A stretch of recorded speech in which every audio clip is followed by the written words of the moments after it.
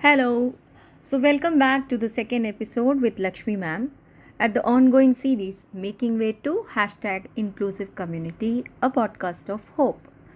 In the previous episode, we discussed about the meaning of inclusive education, who is a shadow teacher and NIOS, and its role based on Lakshmi ma'am's personal experience. Now, in this episode, let's catch up with ma'am for more information on inclusive education, details about her experience teaching her son, her professional experience, and some other details. So, welcome again, ma'am. Ma'am, it's really so inspiring to know about your and Hari's journey and how he is independent. That really gives hope to others. We wanted to understand one more thing, like this was your role and experience about NIOS, your study as a mother, and I'm sure this experience and these researches definitely helped you in your career as well. And you have already spent more than 30 years in education, teaching kids. So, please tell us more about your role as a special educator in helping students, bridging their learning gaps, and moving ahead in life. To talk about my role as a special educator to bridge the learning gaps, I would like to start with talking about what the differences and similarities between the special educators and the teachers who teach in the classroom. So, similarities being obviously both of us are teaching children, and we teach to the level of the children, and we try to make our content interesting and in such a way that the children are able to understand it easily.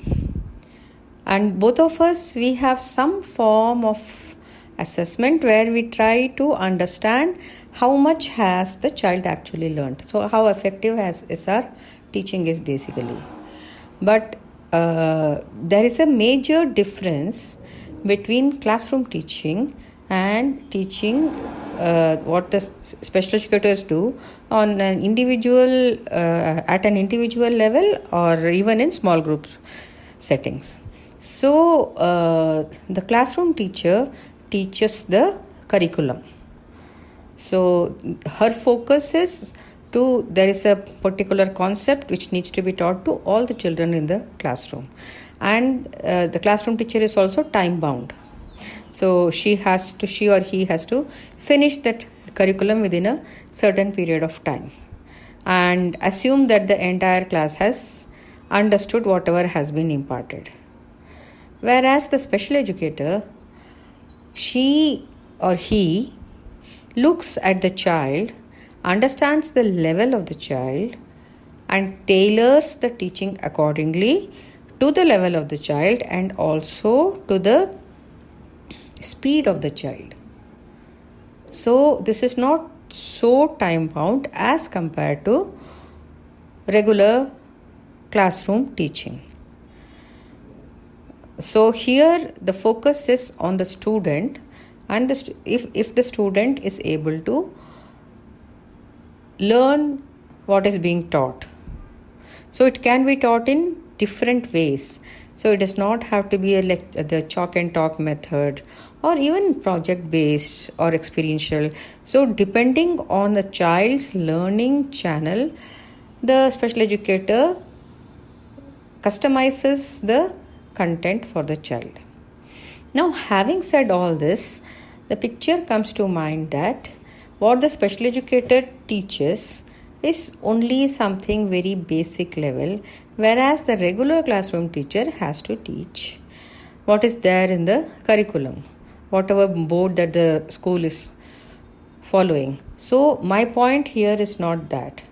My point here is that children can be taught the regular curriculum just in a way that they understand. Of course, in a classroom setting where there are 25 to 30 or 35 students, it is very difficult for the teacher to customize. But if the teacher knows how the special educator works, so how this happens, maybe certain strategies that are used in special education can be used in regular classroom teaching also, so that the maximum number of children are able to get the learning. Because school is about learning, right? It is just not about sitting in the classroom and noting down from the board. The child has to actually understand the concept. So now I have worked with scores of students, all going into regular mainstream schools, and all of my students, they have been struggling learners, and they they have all passed out of schools, CBSE schools, IB schools, IGCSE schools, whatever, A levels. They have passed out, they have given the exam along with the others, and they have all gone on ahead to do their college education and move on with their careers. So my point is that special education can be customized. The strategies, the important elements of special education, the principles of special education can be used in regular curriculum to help students who are struggling.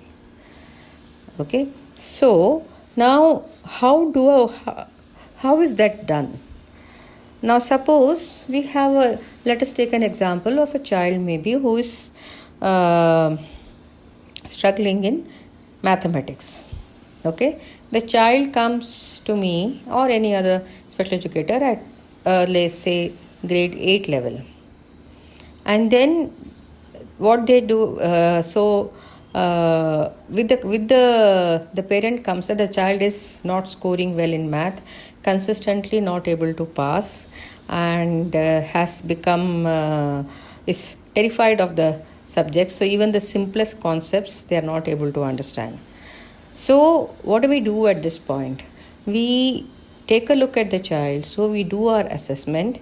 So we have a simple graded assessment to understand where the problem lies. In most cases in maths that I have worked with, the problem mostly lies with the understanding of numbers, basic understanding of numbers. So the child will not, for example, the child has to understand that you have to subtract a smaller number from a bigger number. When you are taught, early on division is introduced, then you have to divide a bigger number into certain number of equal parts, and how many are there in each part. And they don't have an idea of estimation. So when you add two numbers, the answer will be more. When you subtract two numbers, your answer will be less. Division, it is less. Multiplication, the answer will be more. So when I do my assessments, what I see is the student is just doing, and many of them, they are just, it's just rote for them. They are doing it, but they have no idea, and they end up with bizarre results. Like if I'm dividing a 3-digit number by a 2-digit number, the answer will be a 5-digit number. So then what we do is we start from there. We make them understand, give them an idea about what numbers mean, and before doing the computing part of it, teach them to estimate how much can it be. Will it be more? Will it be less? Okay, and then customize. Take some time to customize. So what will happen is the initial 1 or 2 months, we work on the remedial part of the math curriculum. So wherever we are finding the learning gaps. Some children are able to do these computations pretty well, but they struggle when there is a word problem, because they are already struggling with mathematics. So then we work on that. The reading. So depending on the child, so that's why the assessment that we do is very important.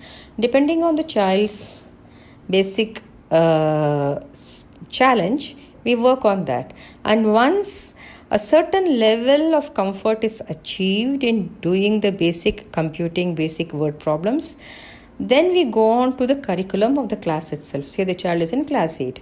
So what we do is initial, maybe first 6 months, we try to go along with the class, but we do not teach the whole concept. We look at the minimum learning objectives and then we teach that. So say about 40% of each unit, so that the child gets some confidence in sitting in the classroom. And then slowly, gradually, the child comes to the next grade. We do that minimum learning objective of 40%, we increase it a bit to 60%. So this is how we work. So we are working with the child, and the child is going to regular school, but the child is being supported in this way. Now I know that it is not possible for the teacher in the classroom to do this, but it would be nice if the teacher is aware of the struggles of the struggling learner and at least points out the problem to the parent and tries to customize maybe 1 or 2 sessions with the child, or a customized worksheet, or doing small things like, if you are expecting them to do 10 problems in a day, let this child do 4 problems. You mark out those problems, and once it is done, and then you consider it as the child has finished the assignment. Small steps help a lot. I'm just giving you an example of mathematics. This is how we can do it for all the other subjects also. So most students, most of them, excepting very, very few, most of them can access all the curriculum that is being given by different boards with this way. I am speaking out of experience, of more than 20 years of experience, having worked with so many children, and all of them have given these exams and have gone on. Thank you so much for your inputs ma'am, these are really valuable. लेकिन अगर मैंने आप सही समझा है तो please correct me if I am wrong. आपके कहने का मतलब है कि अगर बच्चा जिसे लर्निंग डिफ़िकल्टी है, उससे अगर एक टीचर आउट ऑफ 10 4 सम्स करवाता है, फॉर एग्जांपल इन मैथ्स, ठीक है, अगर हमारे 4 लेसन इंग्लिश में पढ़ने हैं तो उसकी जगह पे 1 पढ़े, है ना, ऐसे धीरे धीरे करके उसका पोर्शन इंक्रीज़ किया जाए तो वो कर सकते हैं. And it is possible in regular schools as well. और उसकी लर्निंग डिफ़िकल्टी को आइडेंटिफाई करने की ज़रूरत है, कहाँ दिक्कत है, कैसे दिक्कत है, और उसको अगर एड्रेस किया जाए सही तरीके से तो सभी बच्चे नॉर्मल स्कूल में एट पार हो सकते हैं. क्या इसका मतलब मैं ये समझूं कि फॉर एग्जांपल 100 में से 40% marks is basically accepted to be pass, है ना, 100 में से 40 नंबर चाहिए पास होने के लिए. तो हम इन बच्चों से 40%, 50%, 60% आने की उम्मीद करें. हम उनसे ये उम्मीद ना करें कि वो 100% लाएं, है ना, जैसे कि अक्सर हम आज के एजुकेशन सिस्टम में देख रहे हैं. हम एज पेरेंट्स, हम लोगों का होता है कि भाई टॉप पे जा. अगर हमारे बच्चे को लर्निंग डिफ़िकल्टी है तो हमें क्या उसके स्किल पे फोकस ज़्यादा नहीं करना चाहिए? और अगर वो 100 में से 50 भी ले आया तो क्या हमें खुश नहीं होना चाहिए? Is this what you mean to say? Please let us know. So to answer your question, you actually put into words what many of the parents also think. So I would like to answer it. Now, I don't mean to say that we have to, once a child is diagnosed with a learning difficulty, their only option is skill development.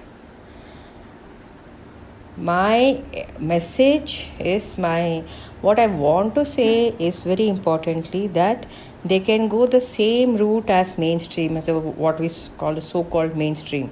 So they can first finish their schooling and then they can decide what they want to do in life.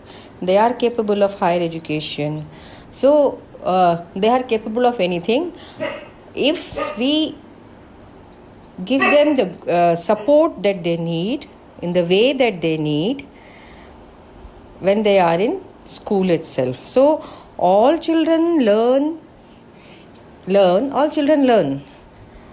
but not on the same day or in the same way. So coming back to this, so if we teach them in the way that they learn, we understand where their challenges are, we understand where the learning gaps are, and we plug those gaps as we go along.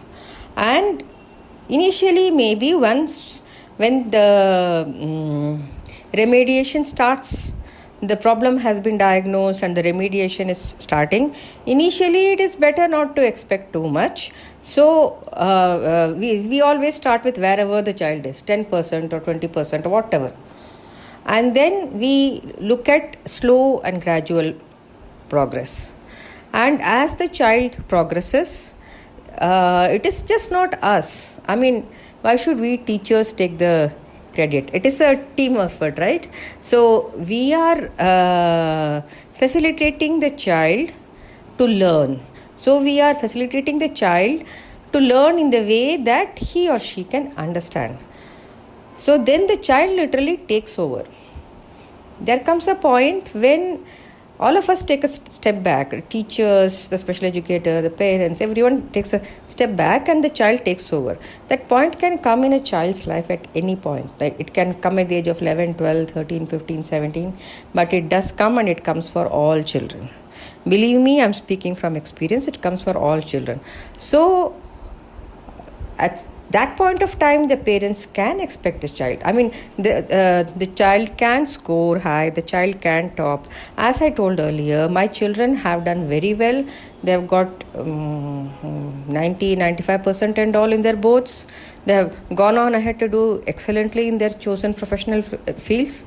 So we have to understand this, that just because a child is in a regular school setup and is not performing as per expected norms does not mean that the child is not intelligent. Because just because the child is in a school and is not performing, performing, what do we mean by performing? समझ क्या आता है हमें कि उसने test में लिखे और उसको उसमें मार्क्स आए या नहीं आए. मार्क्स आ गया तो इंसान, नहीं आया तो वो इंसान भी नहीं है. यही सोचते हैं ना हम, और ये कितना गलत है, कितना गलत है. अगर बच्चा नहीं लिख पा रहा है या फिर नहीं परफॉर्म कर पा रहा है तो उसके बारे में सोचना चाहिए. अब हमारा जो पूरा सिस्टम है, एजुकेशन सिस्टम, हमारा ही नहीं पूरे वर्ल्ड का जो एजुकेशन सिस्टम है उसका असेसमेंट का एक ही बेसिस है, और वो है written output. That is so a child who is good at language, who is good at logical reasoning is able to do well, and so then the child scores well, and we say that the child is intelligent.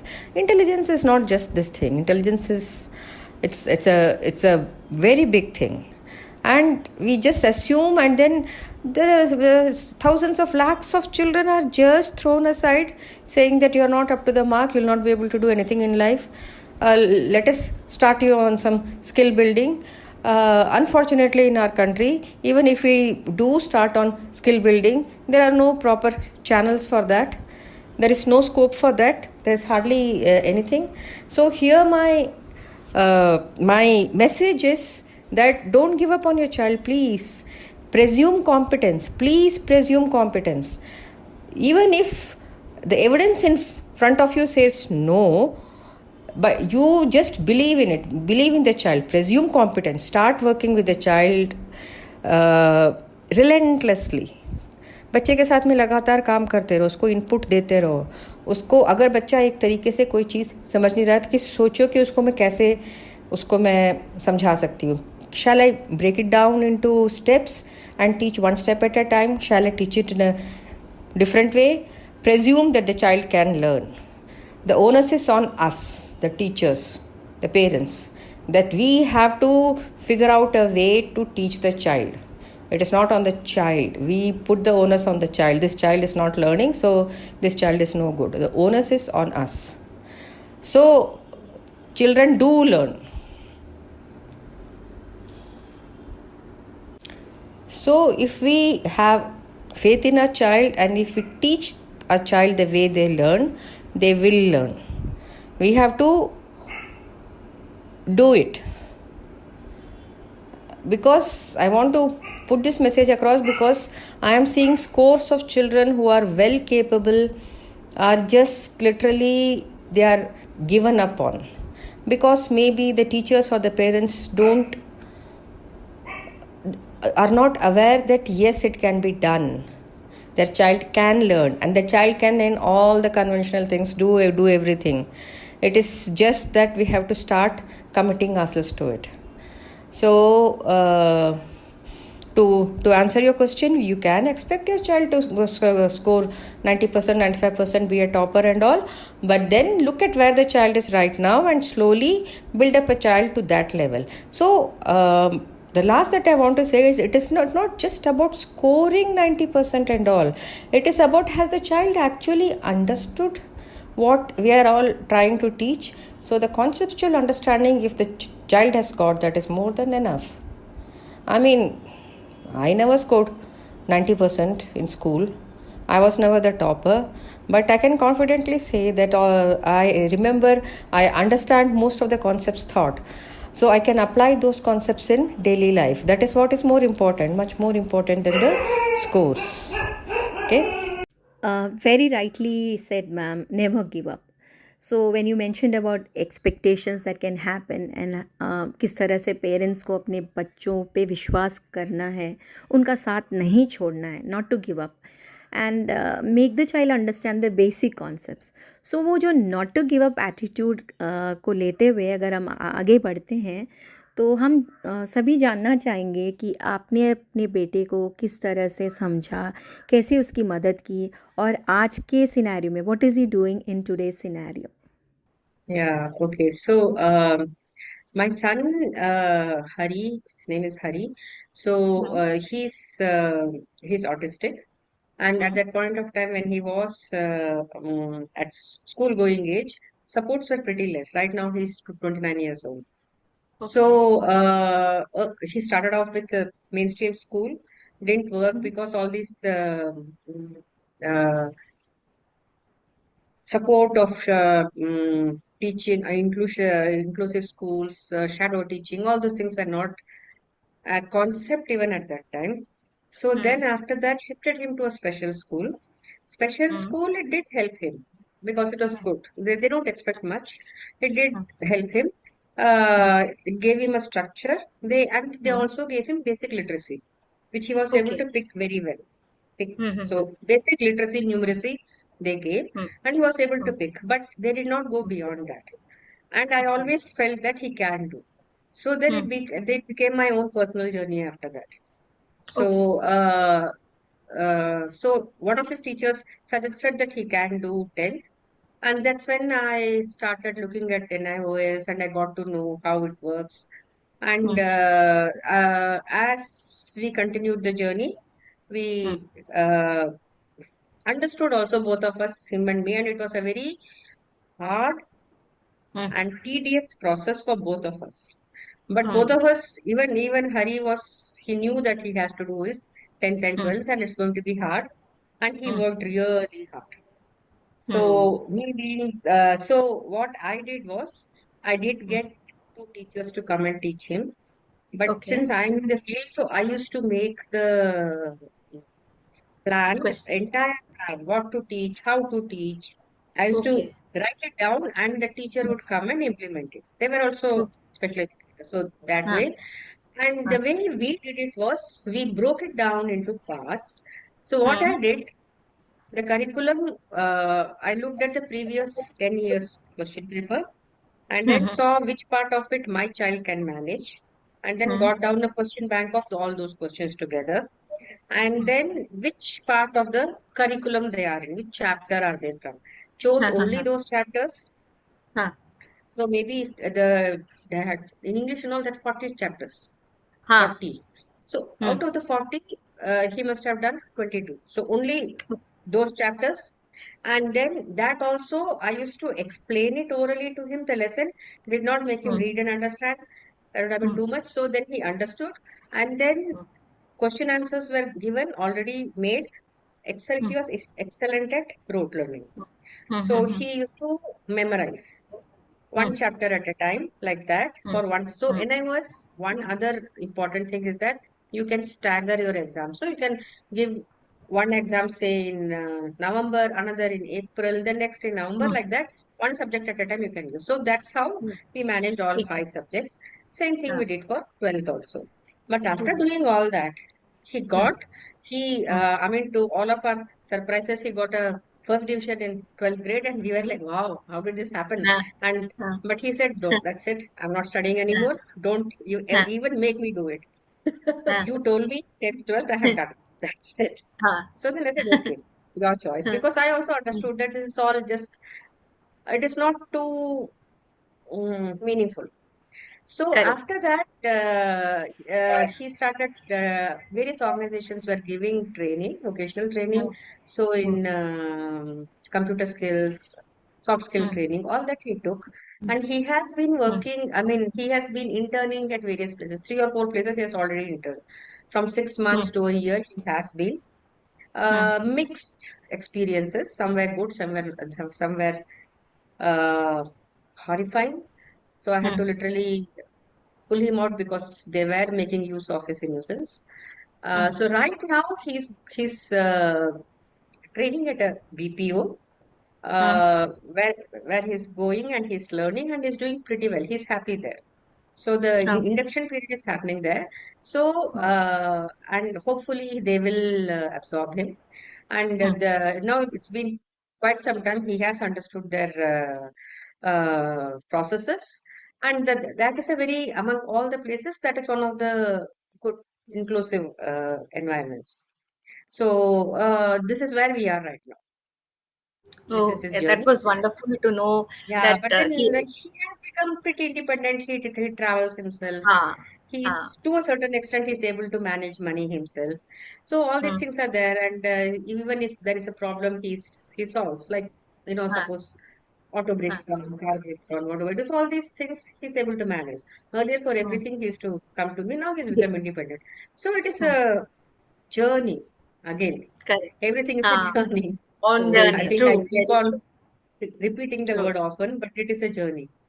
Correct, So, correct. I Ma'am, think this journey will help lot of them to understand, because most of the parents, if you see, they are concerned about what correct. after us or how will they serve it. I think Hari's journey will be an inspiring journey for many of them. so Yes. Yeah. just to ask, which field is he working in? मतलब उसको कौन सा It's a, vocational it's a training आप? it's a BPO, business process outsourcing. Right now, he's uh, doing verifying the KYCs. Know your Okay, Oh, customers. great. This so that process. So that's what he's doing right now. okay. So did you make him undergo different vocational trainings? Various were there. Enable India did one. So but he did one with Evolver Solutions, which is based in Gurgaon. So he has also gone and stayed in Gurgaon and interned there at Evolver Solutions, and he stayed there independently for 10 months. So I Wow. tried that also. Yeah. So the lack of a proper support from the state, parents have their own journeys. So the state, the government, the the support is not there. So like having policies in place, having systems in place, all those things are not there. So then each parent has their own journey. So they with their own circumstances, with the means that they have, they decide what can be done at that time and they do it. So I think all of us parents who are parents of neurodiverse children, all of us are doing these journeys. So But it's a good lot to will be know that similar. he is independent. That's really. Yeah, Good. yeah, And that is uh, the. so, ma'am, one more thing. Like, what has been your mantra in building an inclusive community that you would like to share with our listeners? Okay, I'll just say the mantra, maybe which can be it is something to think over. So the mantra is together in diversity, united in community. Every person matters, every voice counts. So profound. हर किसी की आवाज बहुत जरूरी है, सुनी जानी चाहिए. Everyone needs to be heard. Such. Yes. Thank you so much.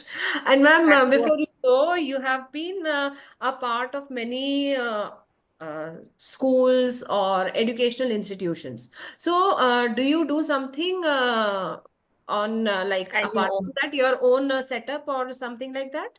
Your own training? Yes, yeah. I do have my I did have for a long time, but right now I'm planning on doing it full term. So the first initiative is the topic that we were talking about earlier, shadow teachers. So being in inclusive schools, me and my friend, we both were. So what we have seen is the lack of training. So what we thought that we will start doing that. So training the shadow teachers the way schools need them to be trained so that they are able to integrate the child in the classroom. So that is the first initiative that we are starting off with. Cool. So, how can people connect with you? So I'll share my email ID and also my LinkedIn page. So you can connect with me through that. Okay. So we'll put those in the description details for the audience. They can Okay. see that whenever they need it. So they will always be there in the description details. And thank you so much. This was such an Okay. enlightening episode. Thank you. We are yeah. grateful. No, no. Thank you so much. I Brought enjoyed it thoroughly. such an insightful message that keeps us going in developing an inclusive community. Thank you so very much, ma'am, for being part of our series and sharing your experience as a parent and educator. We are sure that many of our listeners will be, or we would rather say, are benefited from these life experiences. Diversity is a fact, while inclusion is a choice made by us every day. Inclusion is not a matter of correctness from political angle, rather it's a process that we have to develop. So what are we waiting for? Let's pledge to be inclusive and accept diversity with its uniqueness. That's all for this episode. We will be back with another insightful story with another guest in the new episode soon.